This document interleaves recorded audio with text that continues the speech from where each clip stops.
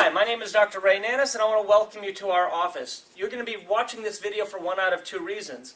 One, you're an ongoing patient and you're starting to receive our new video series, or you have just entered our office and this has been after your first visit and you've been entered into our email queue.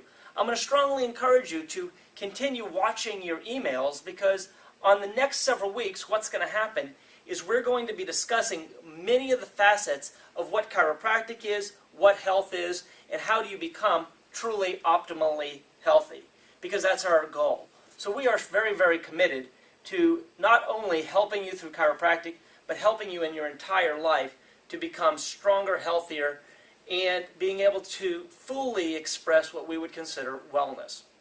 Today we're going to be discussing a very specific condition, and that condition is called a subluxation. Now, a subluxation, for all intents and purposes, to make it simple, is a pinched or an irritated nerve.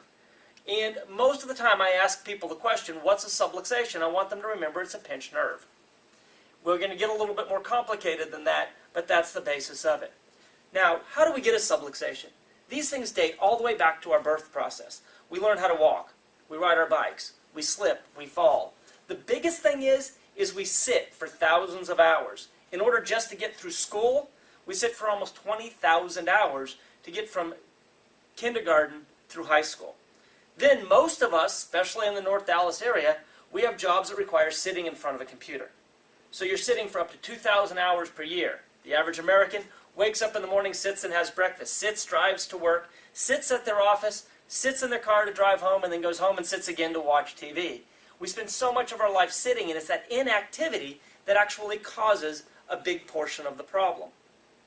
But on top of that, there are the physical traumas. As I mentioned, 50% of kids get their very first subluxation from all the twisting and the pulling that goes on from the birth process itself.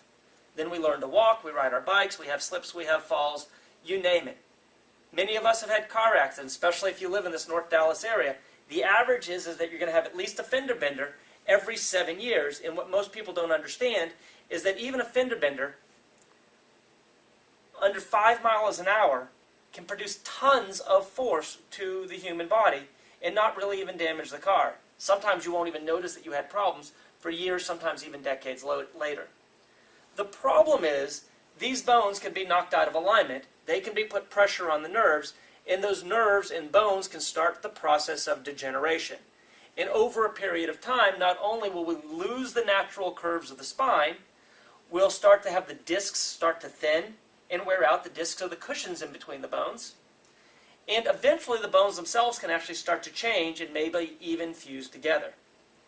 So, number one, we get a subluxation from traumas or even emotional stress, or sometimes even chemical stresses can knock these bones out of alignment.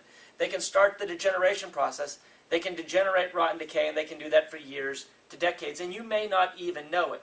The most common symptom of subluxation? Absolutely nothing. But eventually, you could have things like aches and pains, numbness, tingling, spasms, swelling, burning, cramping, weakness, or incoordination anywhere those nerves go. Now, the nerves in your neck control your head, your neck, your shoulders, your arms down into your hands. In your mid-back, the nerves control the mid-back around into the chest, and in the low back, the nerves control your low back, your buttocks, your legs, all the way down into the feet. So literally any part of your body could be affected by a subluxation, even though the subluxation happens predominantly in the spine where the nervous system lives. I would say somewhere in the neighborhood of 80 to 90% of the patients that come into my office are dealing with a subluxation and are noticing the physical components of it. However, another 50 to 60% of patients will also notice that they could be having what we consider the more organic problems because the nerves control all of the organs in your body again. Again, the nerves in your neck control your eyes, ears, nose, mouth, throat, glands, and sinuses. In the mid-back, the nerves control the heart, the lung, the stomach, the upper part of the digestive system. And the nerves in the low back control the low back, but they also control the bowel, the bladder, and the sexual organs. So problems in those organ systems can also be caused by the nerves not communicating a proper message between the brain and the body back up to the brain. So on our first visit, we do an entire evaluation to determine exactly what's going on with people. Most of the time, we're going to do a chiropractic exam, Many times we will take pictures of the spine to see what's going on. We may do computer evaluations to see exactly what's happening with your body to identify and pinpoint exactly, is nerve interference present, how long has it been there, and what do we need to be doing about it.